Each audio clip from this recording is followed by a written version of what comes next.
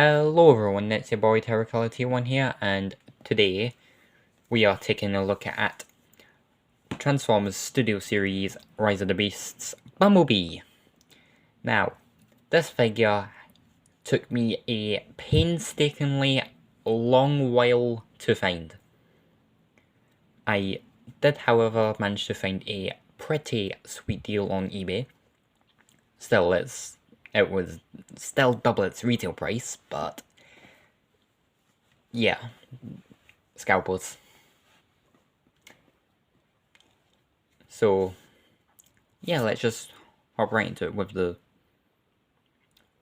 figure as a whole, with like the design. I do love the design. The design is pretty good. It's basically what we saw from Rise of the Beast, but like good. Like, there's not really much else to say design-wise, apart from like it is really good looking to the actual CG model. Apart from like a few things there about that. It's like for the vehicle mode and that, but like, come on. It's Transformers. Of course, need to make some sacrifices. It's mostly noticeable with these wheels. Like, I don't know what else is different, because I haven't seen Rise of the Beast since I seen it in cinemas, so yeah. Anywho, design, thumbs up. Alright, so next I'm gonna move on to articulation wise. So, focus.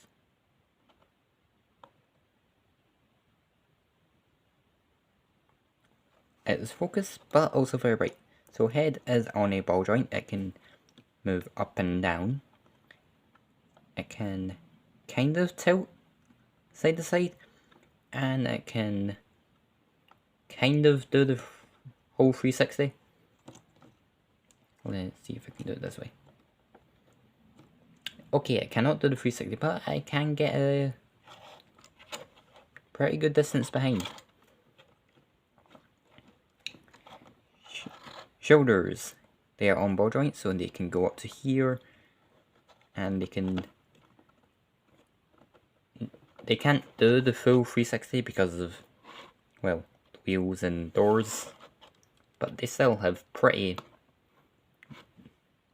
decent-ish motion.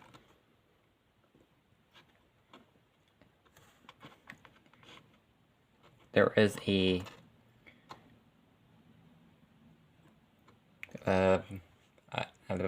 I forgot what. It's a swivel, but I forgot which part of the arm. Pretty sure that is a 90-degree bend there at the elbow. There is no wrist articulation, which kinda sucks. These kind of have articulation. You could like show like sadness, or just have them normal, and then obviously that's for the vehicle mode. It's just, they are a bit tight, and obviously it's the same articulation for that arm. Speaking of the doors, like, they do have some motion where you can like kind of position them to like certain poses, because I know that doors move sometimes when he's like walking about. Now for the legs are also on ball joints, so they can kick back. Let's move this arm out of the way. So they can kick back that far. They can kick forward that far. They can go out about that far. They are on a swivel as well, so that like, but for some reason my swivels are very loose. Like, you can very clearly see it's just moving way too fast. So like, ball joint can't even ball joint properly. And there is a, pretty sure that's a 90-degree bend at the knee. And lastly, the foot. Now the foot has like a lot of movement, so it can't rock forwards and back, which sucks. It can rock that way, even though it looks kind of weird. And it can go inside by quite a bit, because it's part of the transformation. But you can also like turn it, because it's also on the like that kind of joint. So the foot itself spins while it also pivots, so you can like get some really cool like positions. Can nearly do the splits.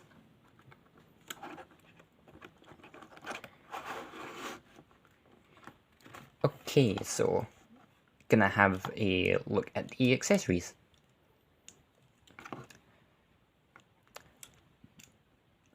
The gun is a bit hard to take off, whilst the sword is just easy and simple. Right. Focus. Alright, here is the sword. That's the back of it. And then here's the front. It's not too shabby. I do wish there was like paint apps applied to this.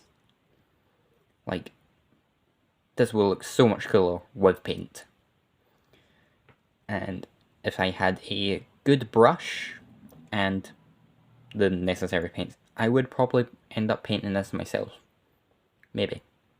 Or I'll probably get someone else to do it. Someone I know. And here is the gun. The gun itself does look pretty nice, lovely sculpted. It's just this nice, like, greyish, metallic looking paint. Pretty good. And it just attaches onto the figure like that. But if you don't want to have, I need like an autofocuser or something, because damn. Anyway, so if you don't want these like in the hands of the robot, just come around to the back, and there's these tabs here which transformation would peg into the slots there. So take this and it just goes on like that, and then that's the gun on. And then the blade is really specific, like it needs to be this angle so it can go on like that. Not very good though. Though you can see there is an indent made for it. So it has to be that way. Yeah, my one just does not fit on very well. Yeah, that kind of sucks. And there it goes. Oh well, I'll pick that up later. Right, so I'm just going to take the gun off and put that to the side. So we can now move on to transformation. So, transformation. So, I say so a lot. So, what I like to do is get these and then basically make them do the sad. And then what I like to do is move instantly to the feet. So take this, which is the back window of the vehicle, and swing it out. Next you want to take the feet, swivel it so that it's like this, and then it's on another swivel, so you just push it. Well, it's more like on a double hinge of sorts. And then you just push that in like that. And then you take this bit, and then you swivel it. I'm gonna just pull that back a bit. Then you just have it like this. Like so. So it should be going on like that. Then you just push it in until it all connects up. Should hear a click. So that is how it should look. And basically do the same on the other side. Like so. And then you just click those together. Though, one thing I'd like to mention is the way I do it is I angle them a bit and then just do that and then click them together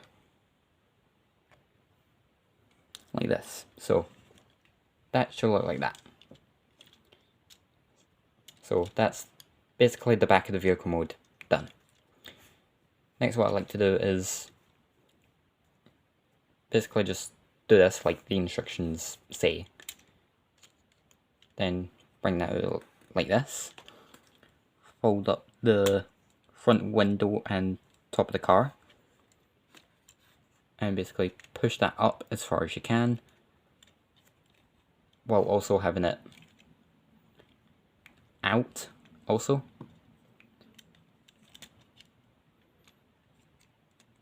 So basically, so that the front is basically on Bumblebee's head. Next, you want to push up this bit, release it from its two tabs there, and basically it should all just come down like that. So basically you want to keep pushing it forward, and then it just clicks in like so. And then you connect these tabs up here, like that. Then obviously the doors should just snap in pretty easily. And then just for like extra measure, push these bits down only. Not that bit, because that bit's meant to be up. Just so it, like, the top bit can like actually sit flush with the windows. Right. Now that we've got this thing, come to the underside. And now it's basically like those non-transforming ones. So basically, you put the arms out like that, and then you take this hinge here, which is in that greyish metallic plastic, and you just push that in. Let me show you again from this side. Push that in like so, so that it's mostly in. Next, you would just want to spin the ball joint.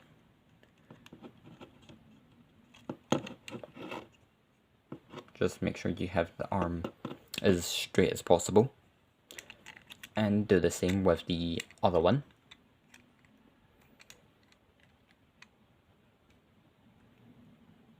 Well, straight-ish the best you can. Next, you would just want to bring the wheels as far as you can in, and then basically bring down the arms, and that tab should go into that side part of the body, whilst also you're pushing in the wheel at the same time until the wheel's clicked in. Then you push in the arm until it clicks. There's a tab there on the wheel that clicks into the arm, and also that the tab should be in.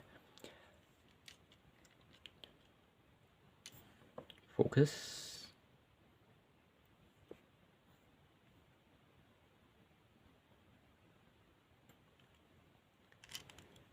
Yeah, it should be like that, but for some reason this arm doesn't want to do it for some reason.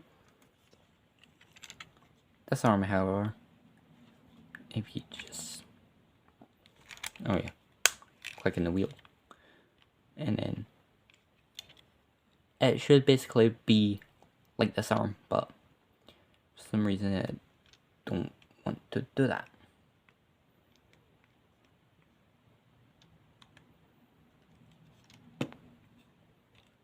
Like, I have no clue why. And if you bring back the accessories, there's a slot here that is made by the feet when they are connected, and this tab here should plug in like so, and then come here to the back. You see there is a very clear slot there that is for this right tab here, and it should clip on like so, and then that's at the back. So it's a reference to the first, which is ironic because then this is 100 and Bumblebee was also the first in a Camaro mode. So if we can just focus up, here we have the off-road Camaro mode, which was seen for like 5 seconds in the film. Well, I'm exaggerating there, but like, it barely got screen time. All it did was, well, we did see Bumblebee in the final battle, fighting, but we didn't see, like, the roll cage bits until he transformed into the car. And then we just see him driving, and then we just see the back of his robot mode again, and then that's it. In terms of design with the roll cage, I do find it better than the original Camaro. Like, it just has a cooler aesthetic. The only gripe I have is the arms. Like, I kind of wish we could, like, I don't know, maybe like, I don't know, disconnect, like, not parts form, but parts form. Basically. Like, just take off the arms and just put them into that little gap there. Just so that it's less obvious that there is a robot in amongst all this. Apart from that one gripe, it's pretty amazing. It is on mushroom pig wheels, so it kind of rolls, but not as good as pinned wheels. Pinned wheels are just superior. So yeah, I am going to basically end off this video here, because there's not really much else to say. So yeah, I hope you enjoyed watching the video, and you have the option to subscribe. I could not care if I get no subscribers. Like, I could be sitting at like 1 subscriber right now, and like, I would still make all my videos the exact same. I am fixing this. I might give a review on this set here. I just happen to use that as the background because, I don't know, it looks cool, I guess. Maybe a review. So yeah, that's the end of the video. I shall see you in the next one. Adios.